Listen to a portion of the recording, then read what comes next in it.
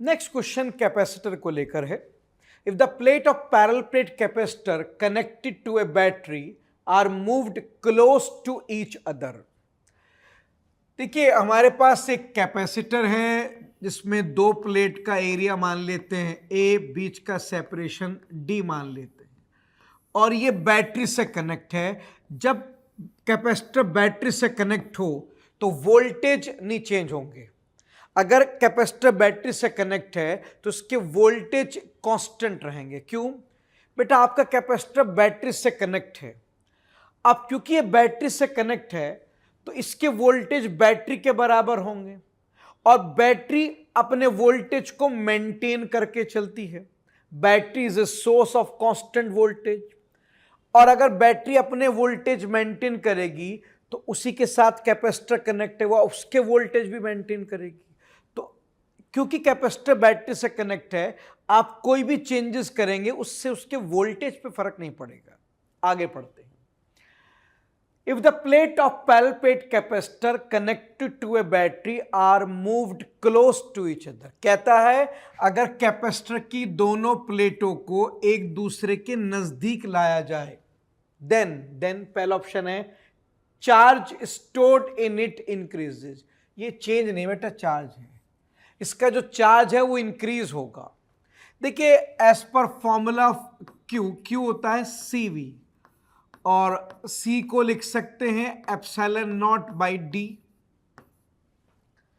आपको पता है जब तक कैपेसिटर बैटरी से कनेक्ट है वोल्टेज तो बदलेगा नहीं, लेकिन प्लेटों को नजदीक लाने से D डिक्रीज होगा।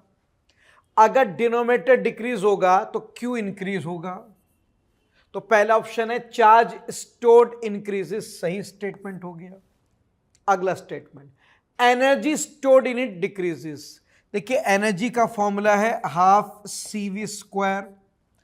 बैटरी से कनेक्टेड है तो वोल्टेज तो नहीं बदलेंगे, लेकिन आपको पता है मैं C को क्या लिख सकता हूं, epsilon naught A by D लिख सकता हूं। आप प्लेट को नजदीक ला रहे हैं तो उससे D कम हो रहा होगा, डिनोमिनेटर कम होगा तो वैल्यू बढ़ेगी, तो एनर्जी इंक्रीज होगी। इसने लिखा है डिक्रीज, ये गलत हो गया। आगे लिखा कैपेसिटेंस इंक्रीजेस। हाँ, कैपेसिटेंस का फॉर्मूला क्या है, epsilon naught A by D, और प्लेटों को नजदीक लाने से D कम हो रहा है, डिनोमिनेटर कम होगा तो कैपेसिटेंस C बढ़ेगा। तो सही कह रहा है, कैपेसिटेंस इंक्रीज होगा। फोर्थ स्टेटमेंट है the ratio of charge to potential remain same. देखिए चार्ज बाय पोटेंशियल का रेशियो क्या होगा, देखिए चार्ज बाय पोटेंशियल का रेशियो, वैसे यहां पर पोटेंशियल से अच्छा वर्ड होता पोटेंशियल डिफरेंस।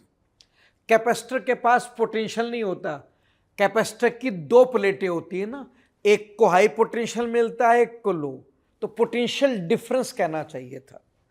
खैर देखते हैं, चार्ज अपॉन पोटेंशियल डिफरेंस को C लिखते हैं, जो epsilon naught A by D है, और प्लेटों को नजदीक लाने से D कम हो रहा है, डिनोमिनेटर कम होगा तो ये वैल्यू बढ़ेगी।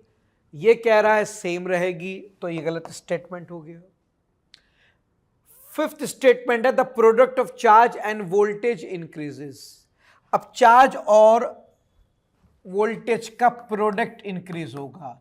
देखिए चार्ज इंटू वोल्टेज को ऐसे लिखेंगे, Q होता है CV, तो ये आ गया CV स्क्वायर, और C है epsilon naught A by D.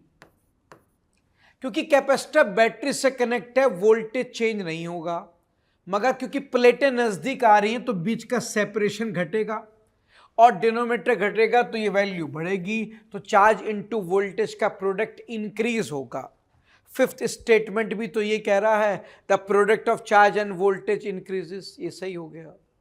तो फर्स्ट, थर्ड एंड फिफ्थ ये सही है। तो देखते हैं कौन सा ऑप्शन है बेटे, फर्स्ट, थर्ड एंड फिफ्थ पहला ऑप्शन है, ऑप्शन ए करेक्ट होगा। सेकंड एंड फोर्थ आप देख सकते हैं वो गलत है। फोर्थ में तो दो गलती है, एक तो पोटेंशियल कह रहा है, कैपेसिटर के पास पोटेंशियल नहीं पोटेंशियल डिफरेंस होता है। दूसरा चलो मैं मान लूं कि डिफरेंस मिसप्रिंट हो गया तो भी आंसर नहीं आता। आप देख सकते हैं चार्ज अपॉन वोल्टेज का रेशियो कांस्टेंट नहीं है, ठीक है। नेक्स्ट क्वेश्चन में कहा गया the electrostatic force between the metal plate of an isolated parallel plate capacitor C having charge Q and area is।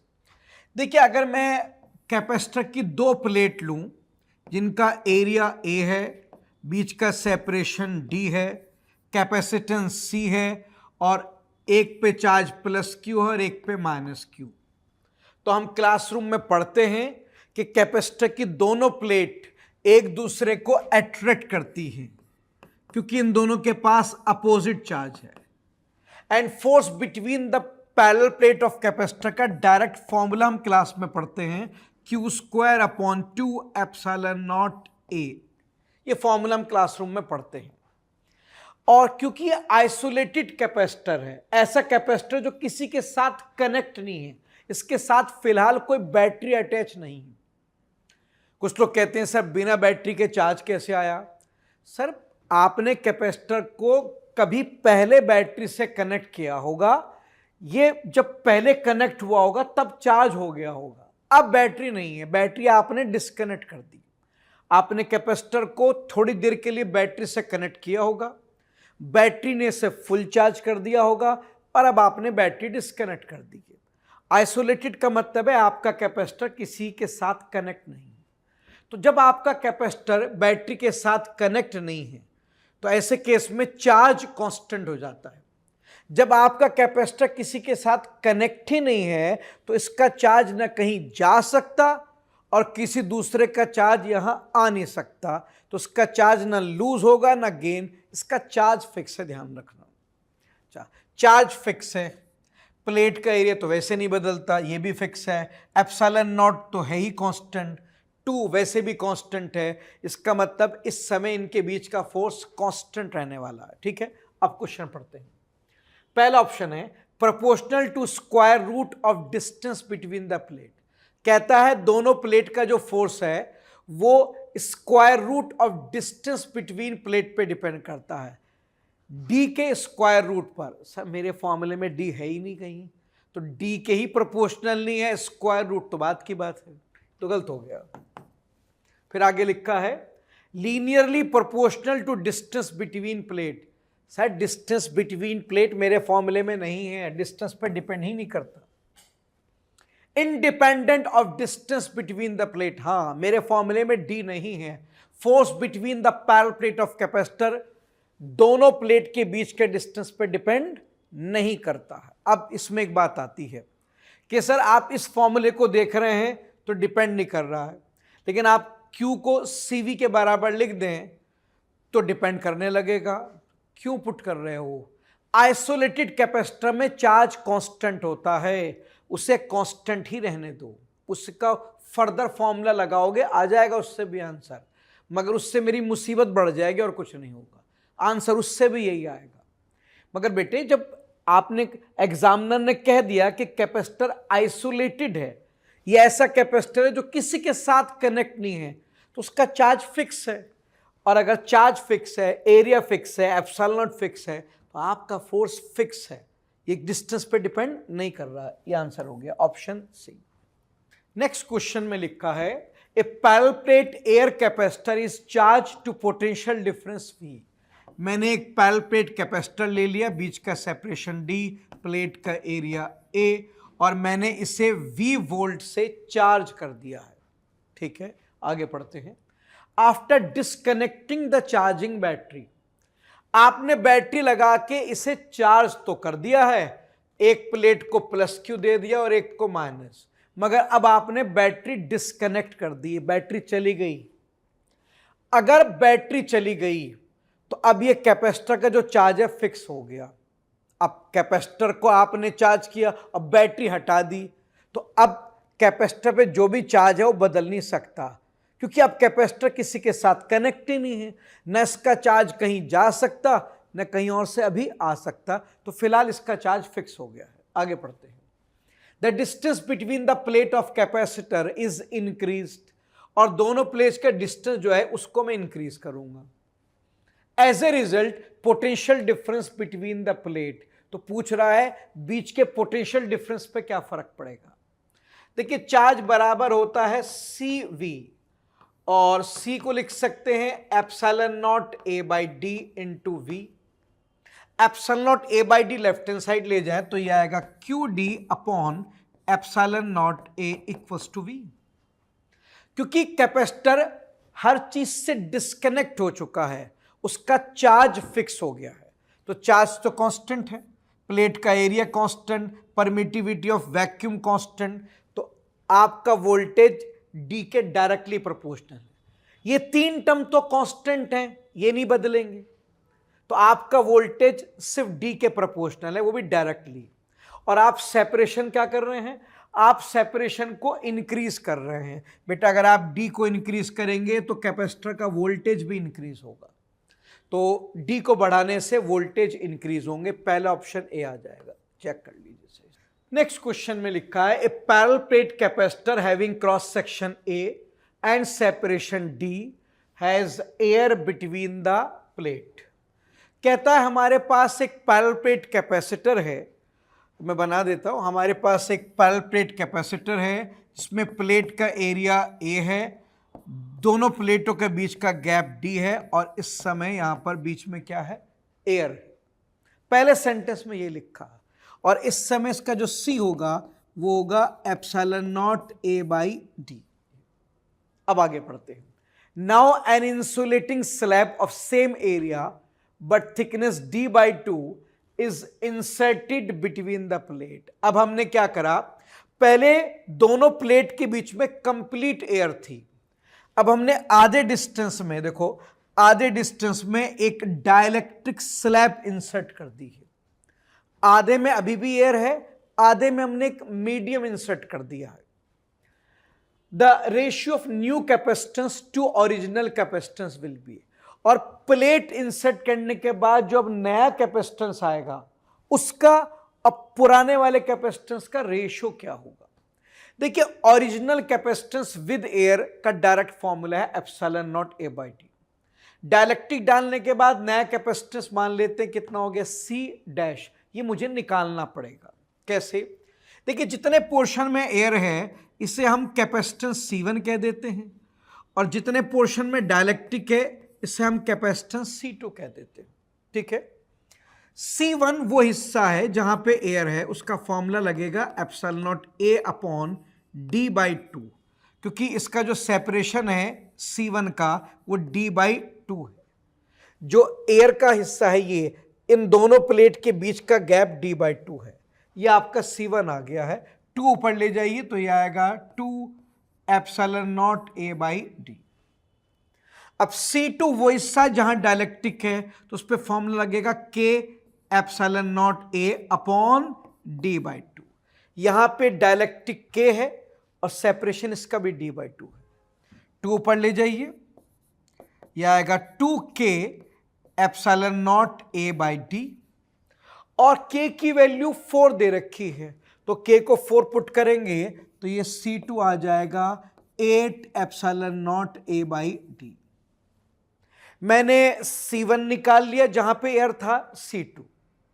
अब आप देख सकते हैं पहले C1 कनेक्ट है, उसके बाद C2 कनेक्ट है। ये अगर आप कैपेसिटर की एक टर्मिनल से उसके दूसरे टर्मिनल पे जाएंगे तो आप देखेंगे पहले C1 आएगा, उसके बाद C2, तो C1 C2 one after the other है, ये सीरीज कॉम्बिनेशन में है। तो मैं इन दोनों को अगर सीरीज में कंबाइन कर दूं तो मुझे टोटल कैपेसिटेंस मिल जाएगा, that will be known as C dash. और सीरीज का फॉर्मूला क्या है, 1 by C dash equals to 1 by C1 plus 1 by C2। अब C1 C2 की वैल्यू मैं यहां पुट करूंगा अगले पेज पे, ये 1 by C dash equals to, अब C1 की वैल्यू पुट करेंगे तो यह आएगा D upon 2 epsilon naught A, और 1 बाई C2 की वैल्यू पुट करेंगे तो यह आएगा ऐसे।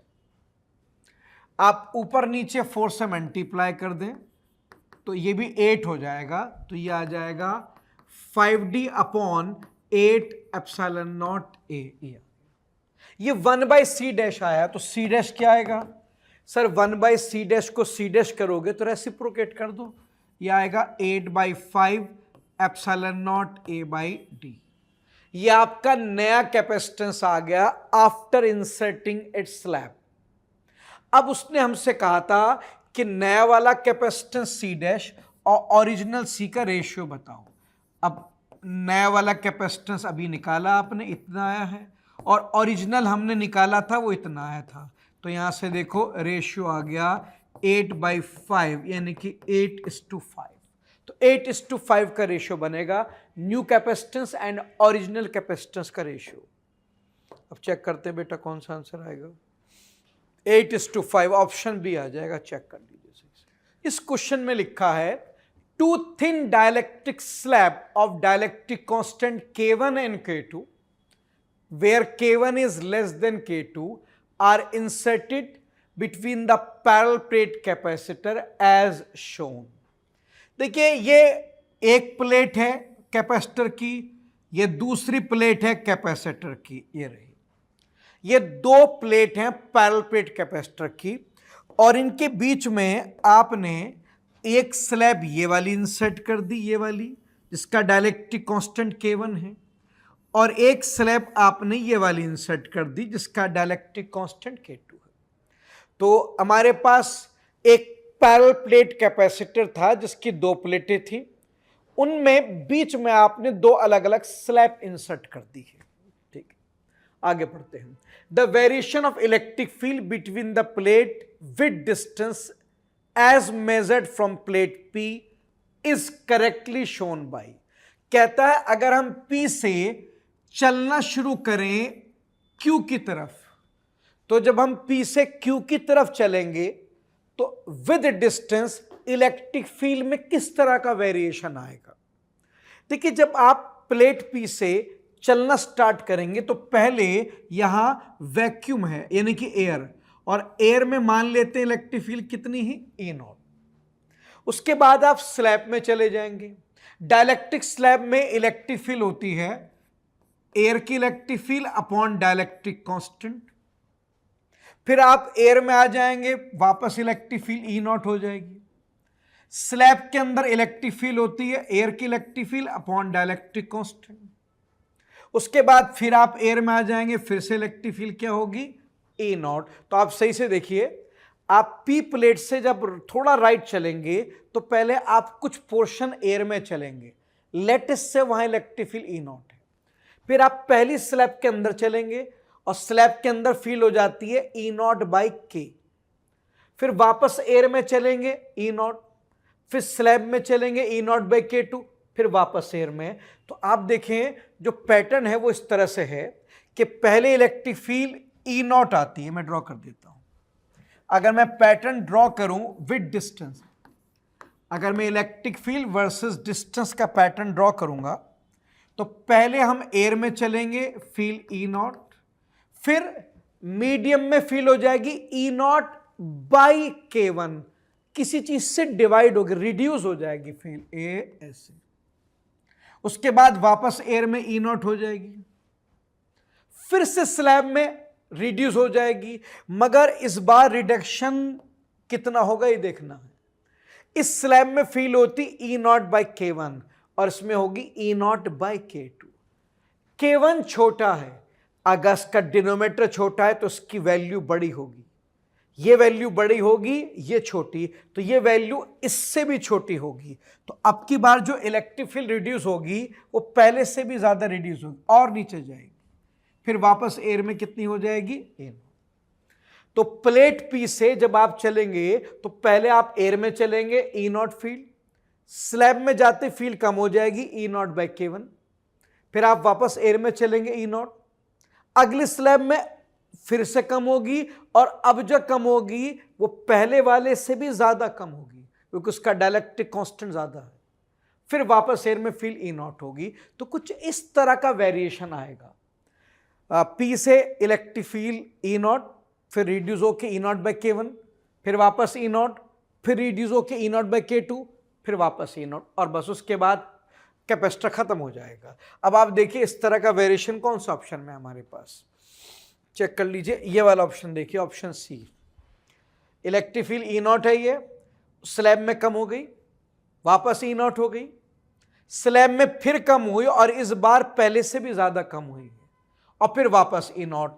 सर यही ऑप्शन करेक्ट ऑप्शन है, जो हमने करेक्ट पैटर्न शो किया था वो इसी से मैच करता है, चेक कर लीजिए। इस क्वेश्चन में एक सर्किट दिया है और हमसे कहा गया है the equivalent capacitance of combination. हमें इस पूरे सर्किट का एक इक्विवेलेंट कैपेसिटेंस चाहिए, टोटल कैपेसिटेंस चाहिए। देखिए सबसे पहले तो इस वाले कैपेसिटर को देखते हैं। इसकी ये प्लेट और ये वाली प्लेट आपस में कनेक्ट हैं बाय दिस कनेक्टिंग वायर। इस कनेक्टिंग वायर के थ्रू इस कैपेसिटर की दोनों प्लेटें आपस में जुड़ गई हैं। किसी डिवाइस के अगर दोनों टर्मिनल आपस में ही जुड़ जाएं तो वो डिवाइस शॉर्ट सर्किट हो जाती है। तो ये कैपेसिटर शॉर्ट सर्किट हो गया है, ये काम नहीं करेगा, तो आप इसे यहां से रिमूव करेंगे। और किसी चीज को रिमूव कैसे करते हैं? From junction to junction.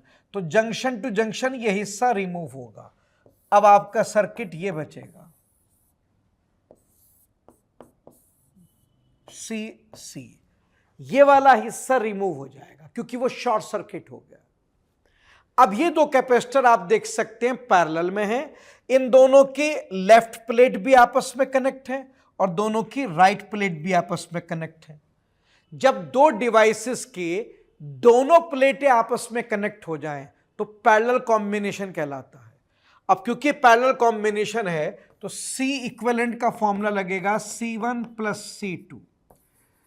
C1 भी C है और C2 भी C, तो बेटा टोटल कैपेसिटेंस कितना आ गया? 2C आ गया। चेक कर लीजिए।